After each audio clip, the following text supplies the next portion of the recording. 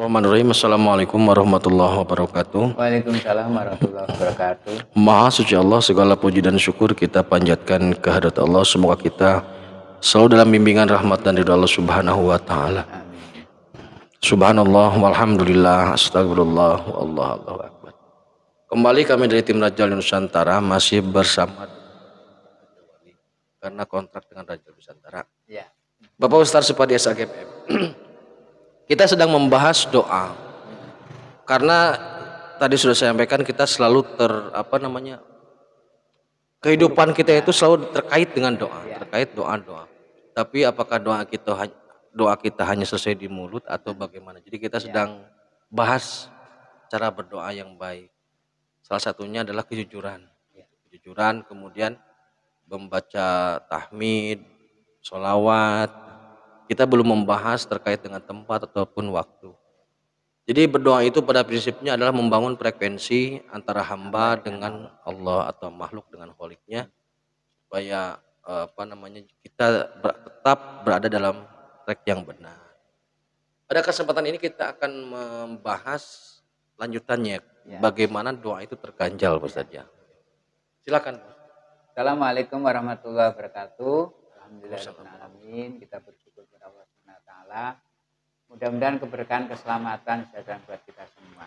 Saudaraku, bahwa doa itu bagian dari ibadah. Maka ibadah itu memang punya syarat. Syaratnya kan harus qalbi, qauli, fi'li. Hati, lisan, perbuatan. Nah, doa ini sebenarnya ungkapan perbuatan. Namun ada kasus dalam hadis Rasul menyatakan ada seorang yang doa sampai kusut.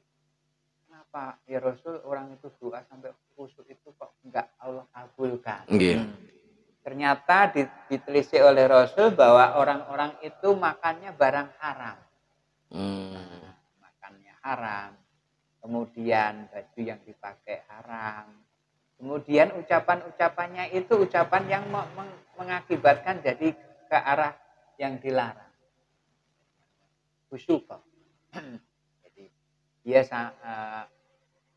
dalam tata lisan dan tata perbuatan, kemudian dari asupan, ini barang yang memang haram.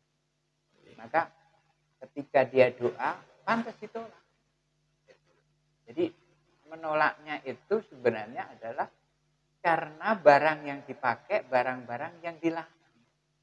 Jadi ketika barang dilarang itu berarti mengganjal doa itu, menjadikan doa itu enggak sampai ke langit, ganjal. Tertahan oleh kesalahan. Oleh barang yang dipakai barang yang dilarang tadi. Jadi kesalahan yang memang belum diselesaikan. Jadi ucapan perbuatan, dan makanan, minuman. Asupan makanan, minuman, dan mungkin ya berpikirnya juga yang negatif. Berarti kan ada seringkali Ustaz ya, ada orang yang berdoa sampai menangis. Tapi perilaku ucap dan perbuatannya itu masih bertolak belakang. Walaupun tanpa dia sadari umpamanya. Kemudian berdoa dia sampai nangis, istighfar sampai nangis. Satu sisi perbuatannya tidak diperbaiki, lisannya tidak diperbaiki, tapi sisi lain dia memohon. Umpamanya memohon keselamatan lah umpamanya. Ini pasti terganjal. Iya. Cuma masih ada baiknya. Karena qalbun, qaulun, fi'lun. Nah, dia baik di doanya itu. Di perilaku doanya. Perilaku doanya itu masih baik. Tapi perilaku hati dan perbuatannya memang harus menuntaskan itu kan. Jadi kayak iman itu kan harus tembus 3. Al imanu tasdiqu bi qalbi, taqru bil lisan, amal bil arkan. Iman saja harus mantap dalam hati, diucapkan lisan dan perbuatan. Nah, kalau hanya dalam bentuk ibadah, doanya mantap, tapi perbuatan hatinya enggak ditata. Ini dapat satu lah gitu ya. Hanya pada saat berdoa. Nah, efeknya di luar dia masih syirik kepada orang lain, syirik dalam hati iri dengki ya. Kemudian ucapannya masih jorok. Nah, Ini berarti apa? Filter yang 2 belum. Baru filter 1 itu pun saat dia doa. Berarti yang dinilai itu kebaikan, momentum doa saja. Betul. Belum bicara masalah permohonannya. Belum efek. Belum Hmm. sampai ngefek. Karena Iya. doa itu sebelum dikabul oleh Gusti itu sebenarnya harus ngefek dulu. Baik itu kita perbaiki dulu. Jadi memperbaiki lisan, latih, hati latih pakarti itu sebenarnya adalah bagaimana membenahi itu. Kalau sudah membenahi 3, itu orang aja responnya sudah tinggi.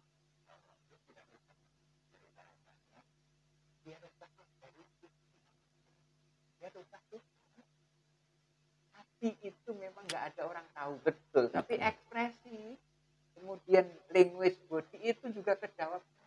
Iya, ada ilmunya. Ada. Nah, contoh sederhana gini, kita nggak ngomong, ada kucing kita kasih makan, nih kamu makan, tapi di bawah pentungan. Kira-kira kucing gimana? Mundur, mau maju mundur, maju mundur. Iya. Kucing yang tidak menggunakan bahasa manusia aja, dia ngerti loh hati orang. Iya. Karena terancam.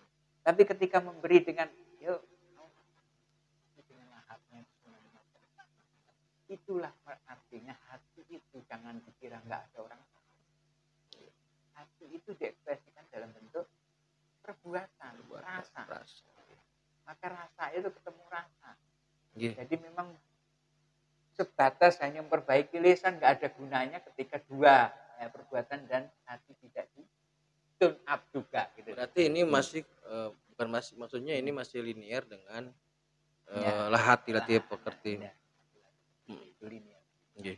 Nah doa ini Pak Ustadz, ini kan kadang seringkali kita berdoa bersama dengan tujuan semoga umpamanya dari 40 orang setidaknya ada 1 orang yang makbul, atau mungkin lebih banyak dari 40 orang berdoa supaya hajatnya berhasil.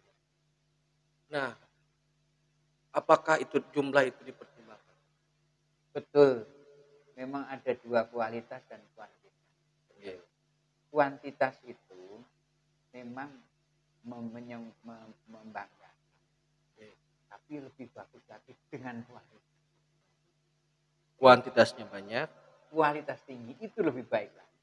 Yeah. Membanggakan kuantitas, jumlah membanggakan, tapi lebih membanggakan lagi.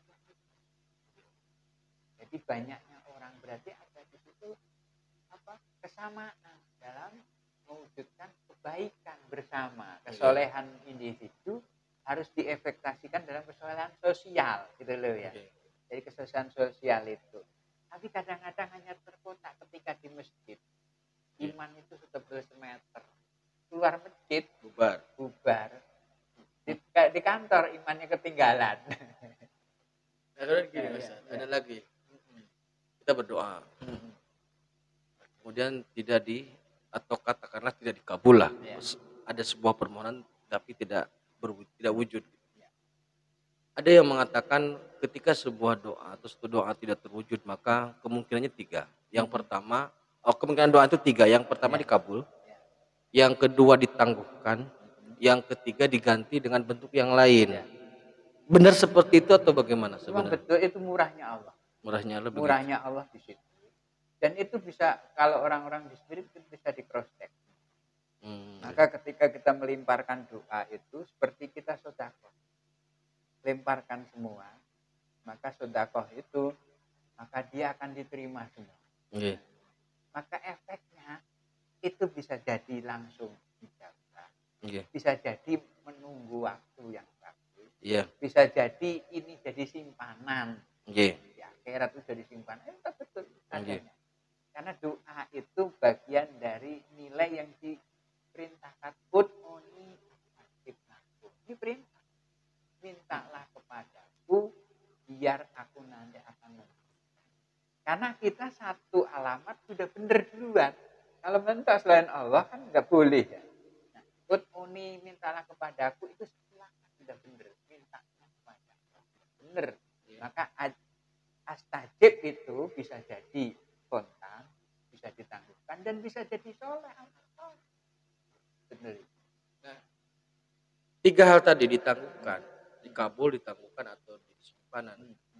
Itu doa semua doa atau doa yang frekuensinya nyambung. Maksudnya kalau doa itu Semua tertolak, doa, semua doa.